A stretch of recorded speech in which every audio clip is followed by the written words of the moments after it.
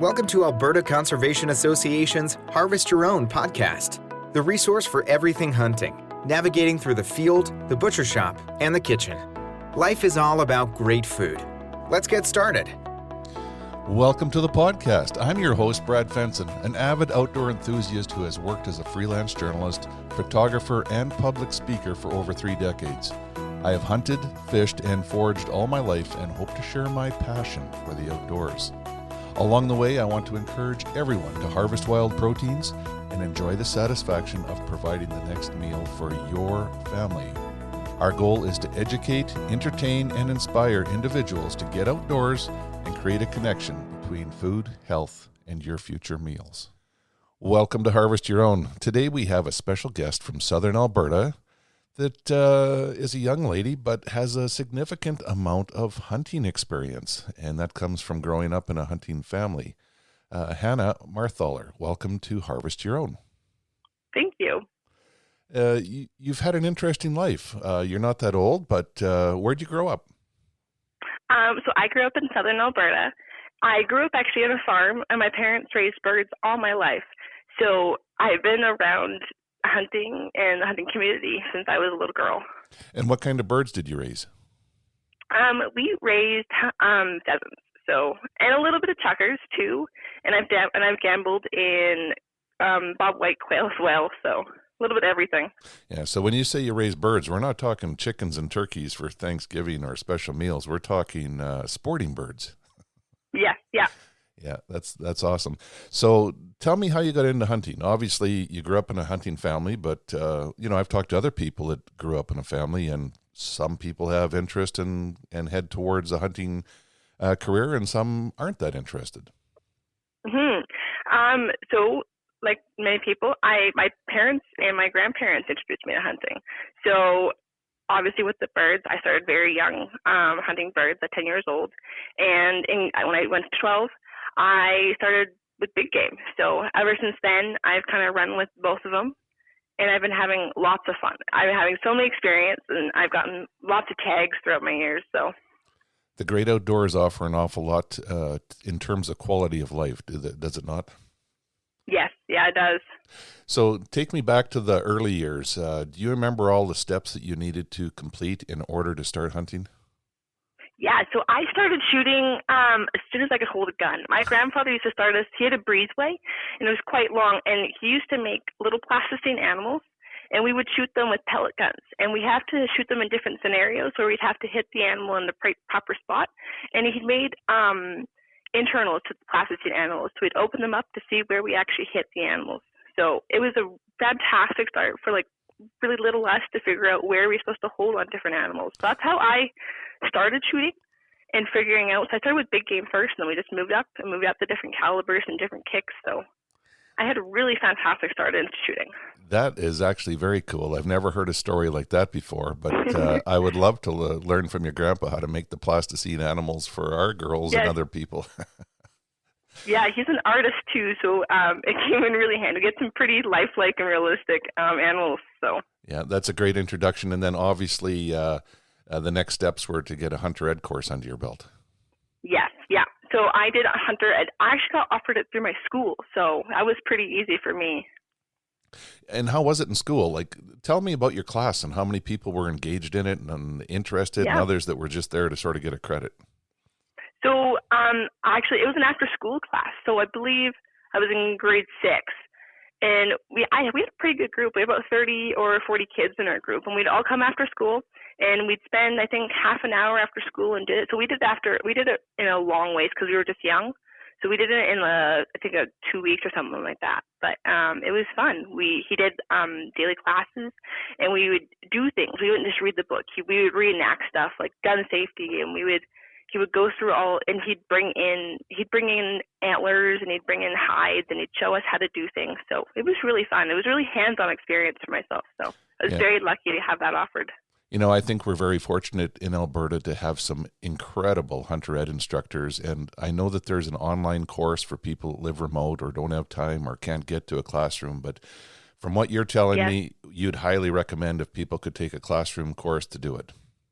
Yes, yeah. Makes a world of difference. Yeah, it's funny because I took mine many, many years ago, and I still remember specific things from my hunter ed instructor that they told me and that have stuck with me in my mind when I'm out in the field. So obviously it leaves an impression, and the hands-on approach that you had would have been outstanding in terms of being able to learn quicker than just trying to read things out of a manual or on the computer screen. Yeah. So how many of the kids in your hunter ed class actually started hunting? So a lot of them, I believe. A lot of them started out hunting and then kind of faded away as we got more into school. But there's a handful of us that all still do it every single year as much as we can. So. Right. Yeah, and the other good news is people that take the hunter ed course understand hunting, so they're always going to be understanding or a champion for other hunters that have carried on, even if they don't. Mm-hmm. Yeah. So let's go back to your early hunting career. You shoot the Pleistocene animals, and I'm guessing one of your first experiences had to be with either a pheasant or a chucker or something. Yeah, so it's kind of hard because I have had an opportunity to shoot a lot of birds over the years. So I went on bird hunts, but I don't think I actually got one when I was young until I was older. But I believe my first animal was a mule deer. I believe it was my first animal was a mule deer. Oh, nice. Buck or a doe? Buck. So I got an opportunity to partner tag with my grandfather on a mule deer tag. So. That's pretty special. I don't think not everyone would know about this, but there's certain licenses that you can partner on. And, obviously your grandpa had a soft spot in his heart to get you out there, and he gave up his mule buck tag after gaining all that priority. And tell us a little bit about the hunt. So my very first hunt, I kind of had a little bit to expect. I've heard stories before, so I was very excited. And we were coming up on this buck that we had seen, and we accidentally went, we knew he was in some of our bushes, and we actually went up too far ahead of him. So we pushed him out to the side. And luckily enough, it was quite heavy in the rut. So my grandpa rattled him, and he stood put for a very long time, and it gave me a chance to get down on my stomach and get into a prone position and put a good shot on him. And it was a one-shot kill. It was a fantastic opportunity. It couldn't have gone better for us. Because I thought he was going to blow out of the water and he was going to run off to the different property. So he gave me just enough time to get down on my stomach and get into prone position. And obviously I've been shooting so much as a kid that I knew where to put him, so there wasn't so much talk or coach about where to put the bullet. But a lot of it was just breathing because there was a lot of adrenaline coming through us because we were trying to get ahead of this buck. We pushed him out and we were trying to get back on him. So the excitement. It was really fun. It was really exciting too for a little 12-year-old me. So. Oh, it's exciting no matter how old you are. I think that's why many of us keep going is because it's that. I don't know if it's a surge of adrenaline or excitement or just the experience that keeps us coming back for more throughout our whole life. So that sounds like it created a bunch of memories that are going to stick with you forever. You're probably telling me about that and picturing everything that went on again. Yeah. So when did you shoot your first bird? So we do a number of competitions throughout the year. So I'm pretty sure I shot my first bird around 12 or 13. So I was on a lot of hunts because I wanted to watch the dogs and learn how to run the dogs and stuff. So I did go on a lot of hunts just to watch, and I was also the camera person from a young age too. I was in charge of taking pictures for everybody. But I don't believe I hit my first bird till 12 or 13, and that's when I got a little more into shotguns because it's a way different thing to shoot shotgun than it is rifle. So it was hard for me to comprehend a swing. So I was a little bit older till I hit my first bird. And you'd practiced holding steady on the Pleistocene all your life, and now you had to keep moving and stay ahead of things. Yes, yeah. So I found that quite a challenge until we got a little bit, did trap shooting, and we did a little bit of shooting at the house and waterfowl. So it took me a little bit to get that. So and shotguns are heavy to be holding the whole day and then having to swing at multiple birds. So. Oh, absolutely. I have to ask this question. What do you think is more rewarding for you, running the dogs or actually shooting a bird? For me, actually, it's running the dogs. Right. I love them, and especially seeing your own dogs that you've trained yourself. It's people treat them like their children, and they see them as their children. So it's the most proudest thing you can see when a dog walks up or a dog flushes a bird and someone hits it and they do a beautiful retrieve to hand. It's amazing. Yeah, and I bring that up because there's lots of ways to get interested in hunting. You know, people can come along or join other groups and learn how to train dogs, or take pictures. But there's lots of ways to generate excitement from a hunting experience and being out in the field. This podcast is produced for Harvest Your Own, a program dedicated to those who want to reconnect with food and health through their experiences outdoors. HarvestYourOwn.ca is a resource for individuals to learn more about hunting and the outdoors. There's information to get you started and ensure that your compass stays pointed in the right direction to be successful. Where's your next meal coming from? So, when did you start hunting waterfowl? So I started hunting waterfowl at 12. Once again, I tried, but I wasn't really successful until I started getting a little more shooting in. Funny enough, my very first goose, I was aiming at the whole flock. I was aiming for the first, and I actually hit the last goose. That was just luck of the aim. I've been hunting waterfowl since 12. We've had wonderful labs that have helped us. So we've always hunted on rivers. I haven't actually yet done a field hunt, but we've always hunted on water. So that's the next thing on my list is to do a field hunt. You know, that's the beauty of Alberta. We have so much resource and so many different opportunities and so many ways to access them or enjoy them that it's a hobby or a pastime or a passion that can continue to grow as you find different ways to enjoy it. Mm-hmm. So do you like ducks or geese better? I haven't done a specific duck hunt. They've always kind of come in with the geese. We've always tailored all of our hunts to geese, but I would love to do a duck hunt because it looks really cool. So that's one thing on my bucket list is to do a hunt specifically tailored to ducks. But I do love geese. I love when they do the dip. That's my favorite thing to watch them do when they dip to come in closer. Whiffling their wings and turning upside down. And it's so exciting. And they generate so much speed. Sometimes they come over you and you think you could stand up and shoot them, but you basically have to watch them go by because they're like a jet engine. Right by you. Yes, that's very exciting. And you will have to try ducks. It's completely different than hunting geese. I shouldn't say completely different, but they certainly fly. It seems like a different speed. They're a smaller target. They're a little more agile than the big birds. So it adds a lot of interesting new elements to the experience. So I know lots of guys that started off shooting geese and really enjoy the ducks and vice versa. You know, a lot of the old timers in the province hadn't shot a goose in their young years because there weren't many. So, you know, I remember talking to someone years ago that shot their first goose when they were in their 30s, and they drove all the way back to town to get a set of chest waders to go back and retrieve it because it was that big of a deal. So goose releases in Alberta, trapping and releasing birds and expanding their territory and having them do that on their own has increased the population by over 600%. So our opportunities today are better than we've ever had in the past.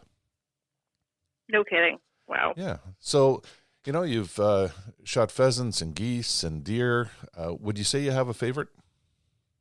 I don't know.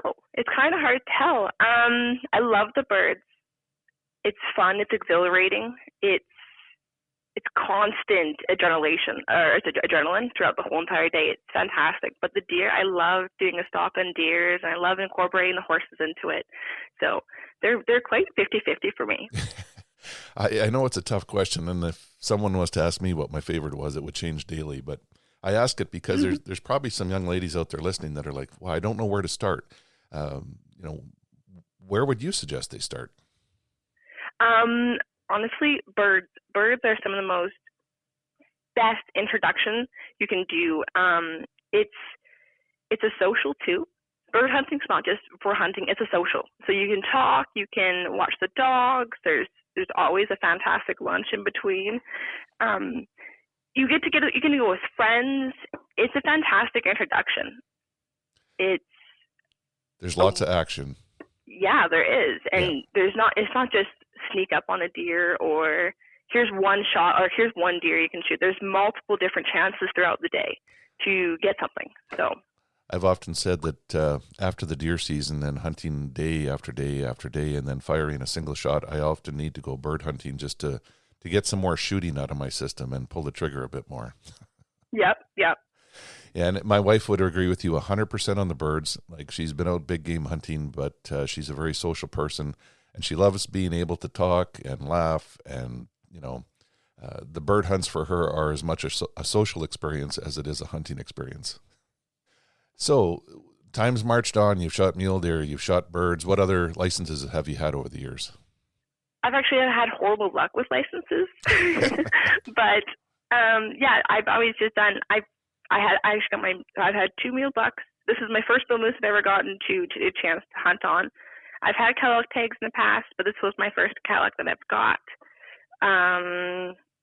I definitely have some cool tags coming up in the spring. I'm going to do a cougar hunt this year, hopefully, and I'm going to have a spring bear coming up as well.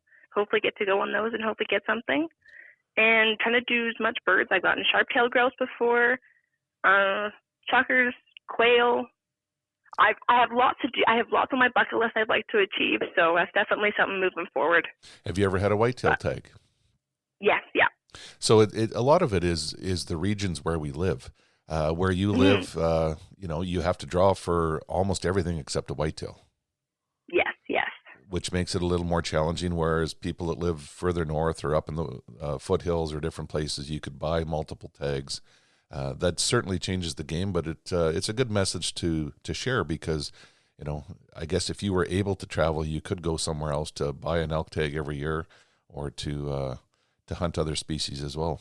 Mm. So you were alluding to having a bull moose tag, elk, and everything else. We should take a step back and talk about the tags that you acquired this year. Yes, yeah. So my bull, it was really fun. So I was very surprised to get this because usually around our area, it's a good 9-year wait, and I got it in a 5-year priority. So that was really unexpected for myself. So we weren't really ready for it. So we had to get planning because it is a hard walk to do bull moose because they are quite far in the mountains. So we have a really good friend of ours who has horses. So him and I went off and we spent a good 12 hours a day for about 5 days, and we rode all over the country in there trying to find things. So unfortunately, we did not find a bull moose, but there was lots of signs in there. We did see cow and calf pairs, but other than that, unfortunately, we didn't see a bull moose. But It was a very fun experience for me to go at least looking for these animals. I've never had a chance to look for bull moose before in my entire life, so it was fun to run around the horses and hunt the different species. And I got to see so many different things up there. I got to see elk up there. We saw, well, obviously, we came across, so we sat down the one day just to see what something would come across us in a swamp, and we watched some really hot does apparently walk right near us because we had some bucks following the trails super close to us within 30 yards. It was fantastic to watch the different animals because it's way different than how they act in the prairies than when they do in the mountains. So it was a really fun experience for myself to see that. So. Yeah, it's obtaining enjoyment out of the hunt without having to be successful. There's different ways to measure success, and it sounds like you were in a very remote area, one that you normally wouldn't get to. It would be a long walk on foot. It's not necessarily your typical moose hunt that other people do in the boreal forest or even in the farmland. You were up in some rough country using horses, so your success doesn't have to be gauged on bringing a moose home. It sounds like you had a wonderful time. I did. It was a fantastic experience. I wouldn't trade for the world. Right. And, a lot of people starting off hunting aren't always successful in the fact that they bring meat home. But I think every time you go out, especially early in your hunting career, there's so much to learn that it almost becomes the magnet that draws you back out there. Mm-hmm. Yeah. So any other neat encounters in there? Is that where you got this passion to hunt black bears and cougars this year as well? So funny enough, the person I went with, he actually has a fantastic camp up in Edmonton where he does spring bear every year. So that's who I'm going with. But we didn't see any bears, luckily, but there was a big old grizzly rocking through there. We did see the tracks because it was warm enough that they were kind of out and about. But luckily we didn't come across anybody. But other than that, we saw just your regular animals out there. We didn't see anything too crazy. After that, I went up with him to go get his bull elk, actually, and his cow moose, and there was wolves up in that area, so we got to hear some wolves, and that was really cool for me. And was he successful in his hunts? Unfortunately, no. Once again, his area was quite open and it was quite poplar. So the elk, they were quite low actually. So it was hard to get because they were sitting in the poplars, in the really dense poplars. So it was very hard to get close to them. Yeah. But I got to see some really cool bulls. I got to do some crazy stalks on multiple different occasions. So it was really fun. And one of his friends did actually end up getting a bull elk. So I got to be part of the packing out and the quartering and how to get everything on horses. Because I've only ever done it on the prairies where we can load the whole animal into a vehicle. So this was really neat for me to be able to do it, like quarter it up properly and fit it all into game bags and take it out of the mountains. That was really fun. Yeah, and I think it's easier to learn that stuff having someone with experience there to show you the ropes and walk you through it and help you do it, but also to pick up a knife and participate yourself. Mm-hmm, yes, it was. I've been lucky to have like a crazy amount of mentors throughout my life that have helped me through birds and deer and anything that I could ever like shooting. I've had amazing mentors throughout my whole entire life to help me through it. This podcast was made possible by Alberta Conservation Association and the Harvest Your Own community. If you're interested in harvesting your own food, there's a comprehensive collection of information to gain insight and knowledge. Head to the field, harvest your own protein, prepare it, and taste the results. HarvestYourOwn.ca is a library of information from getting started and geared up to processing, butchering, and cooking wild game to make the connection between health and food. You know, and that's probably a question I get quite often is, how important is a mentor? For me, it was a make or break. Especially when you're learning, you can make little mistakes, but a mentor can help you and he can help you teach you the way that he does it. And not every mentor does the same. So if you have multiple, my mom calls it a toolbox. So you take everything and you put it in your toolbox and you take what works for you. So I've had lots of mentors show me different things, and I've taken all of their advice and I've made it and I've tailored it to what works for me. So, well, it sounds like you've been very successful with your approach. Let's continue on with your year in the field, and you had a late season cow elk tag this year. Yes, I did. So, unfortunately, this year it was really warm in the last couple weeks of the cow elk season. So it was a little bit of a struggle to get elk close enough. So once again, we sat on the horses and we rode up high up in the mountains this time. And we were lucky enough. A lot of locals said that the herd had moved on south. So obviously they're not all in one big herd. So we were trying to see if we can find some of the little herds around. And we rode for, I believe, 2 hours. We rode for 2 hours in some really deep snow in Pitcher Creek. It is crazy windy. So it blew all of the snow and it drifted it up to the high and top of mountain peaks. So we blew through like 3 feet of snow just to get up to where the elk were. So we were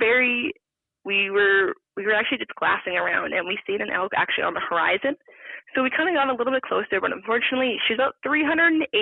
So it was a little bit too far of a poke for what I was willing to do with all the bush around. So we tried to get a little bit closer.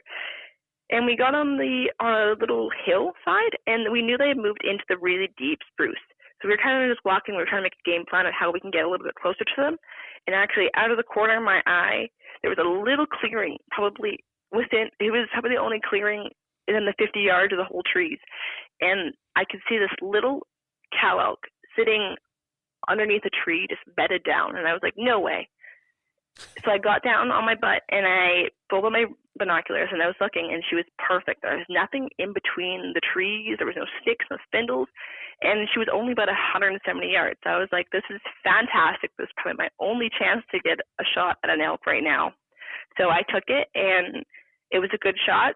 She walked maybe 10 yards away from her bed, and she laid down. So I was very lucky just to catch the one elk out of the corner of my eye, because there was no way we were going to get down there trying to get a proper shot in those spruce and poplars. It was so thick.